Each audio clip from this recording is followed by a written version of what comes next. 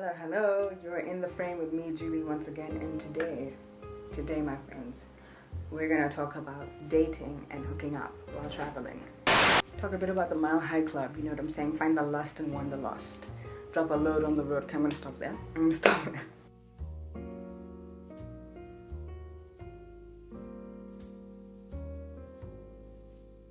So, I called out on Twitter and on Instagram asking people to tell me their stories or if they would be interested in making a video with me about stories from dating abroad, hooking up abroad, or hanging out / hooking up with people who are traveling to where they live. A lot of people are really shy, understandably. Lots of people are like, I am taking that to the grave. And some people said they actually just don't really hook up or haven't been on a date or hooked up with anybody while traveling. I myself have been on a bunch of dates, yeah, while I've been abroad. A little bit with people who have been visiting wherever I've been living at the time. And for this I've just like randomly met people the old-fashioned way. I have also used Tinder for about a year. I got off it though like a month ago because nothing was happening. And also a few times I've been out just with people who are staying in the same place I was staying, whether it's a hotel or a backpackers or whatever. So that's my experience. In this video I did actually get some people to send me their stories, so thank you very much. It's all anonymous, some good, some bad, some ugly, and two of them are my own stories, but I'm not going to tell you which ones. If you follow me on Instagram, you might have seen this post, in which case you already know one story. I want you to tell me in the comments which stories you think are mine and which stories you think are other people's, and you tell me your own travel and dating stories or travel and hooking up stories. Alright, let's get into it. Here we go. I lived in France for a year and went on a date with a 29-year-old Swiss guy, and he asked me if I have AIDS since Kenya is so close to South Africa. I was like, wait, what? Firstly, that's not something you ask people. Secondly, Kenya is not close to South Africa. Newsflash, Switzerland. The date was so fucking awkward after that. Like, how can a guy ask you if you have AIDS right after you tell him you grew up in Kenya? #bye. I made an excuse and left. You did the right thing, babe. I had possibly the most awkward date of my whole existence with a super nice Argentinian musician and producer visiting Cape Town. For whatever reason, the vibe just wasn't there, even though we liked a lot of the same things and actually had plenty to talk about. We hung out at the beach, we went to get some food, and wrapped it up with an awkward apology from him for us splitting the bill and a quiet car ride to drop me off where all my fingers and toes were crossed, that he didn't try to kiss me because I'd have had to dodge him with a hug and a pat on the shoulder.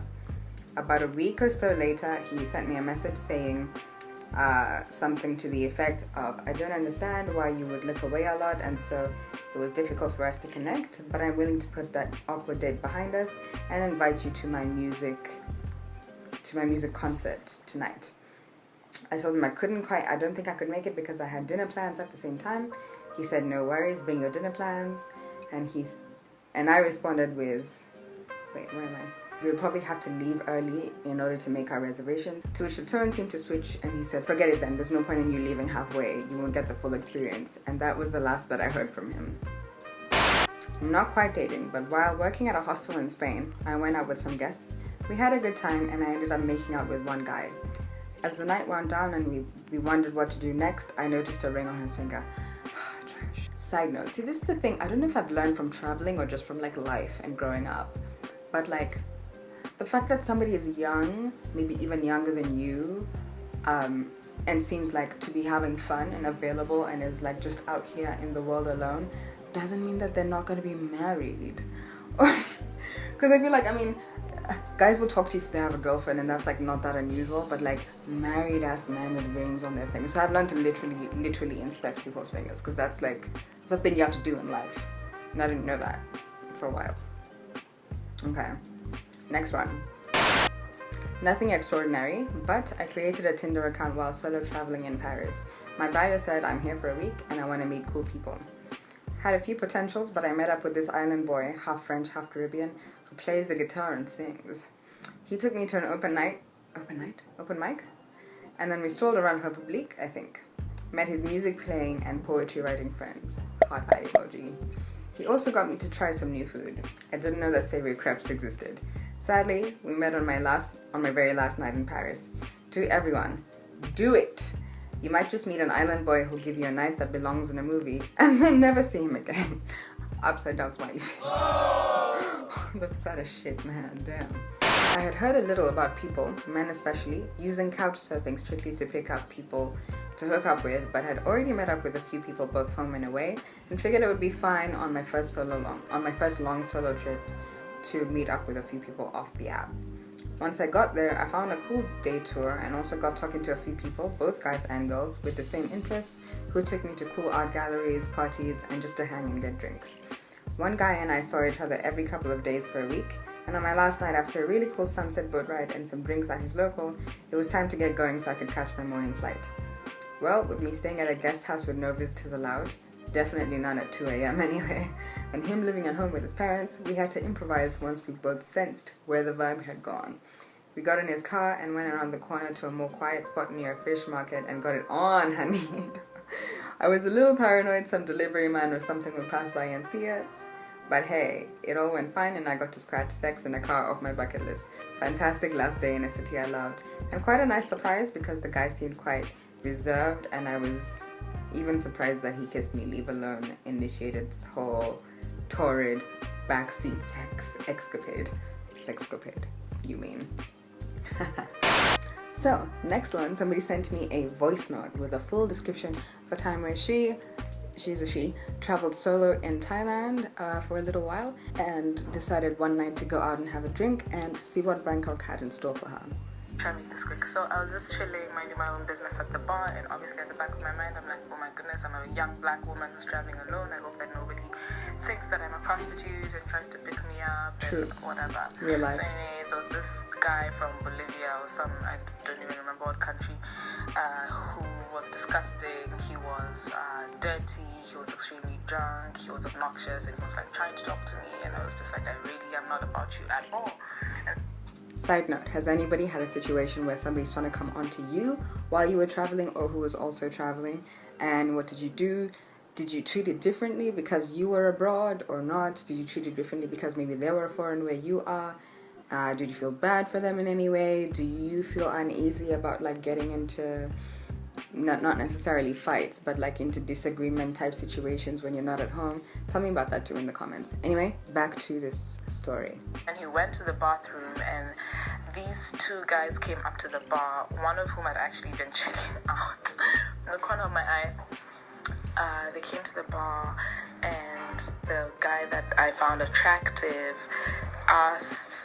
he ordered cigarettes from the bar, and he asked, is somebody sitting here? So on the seat that was next to me, and I was like, no, and so he sat. We just started chatting, and I introduced myself, and we just literally just started talking for hours. I can't even tell you what we were talking about. So Musa and I, and his cousin, I don't remember his name, was talking to some other girl. And so Musa and I were just chatting like all night for hours, Jules. Like the place that we were at started dying down, the vibe was dying, and he was like, oh, actually I know this other club. So he's very familiar with Thailand. And he was like, I know this other club, I think we should go there. And this is me, young, female, black, solo traveler, going out with two strangers that I just met, and I was sober, but I was just like, this is actually dumb and this could go horribly left, but live on the edge. I took the chance, and so I went out with them. And we went to this club, and like they bought drinks, they bought bottles of champagne, and they basically just like took care of me the whole night, the two of them. And Musa and I basically danced till 8 in the morning. Like, I'm not even lying. We were just chatting and dancing, and it was... Does anybody else have this? If you can't dance with me, if it's like not a fun time dancing together, it's not in the cards. Whether I'm traveling or not, it's not going to happen. Does anybody else have that? Anyway, back to the story. It was a very beautiful connection in a way that I haven't felt with many people. So I can maybe count like 3 other people that I've had that connection with, where like you literally meet the person and you just click right away and you just fit perfectly. Obviously nothing was gonna happen from there. I got his Facebook. He went back to Dubai, I went back to Cape Town. He's Muslim, I'm Christian. Like, obviously that was never gonna go anywhere, but okay, I need to run into a meeting. Oh my god. Aww.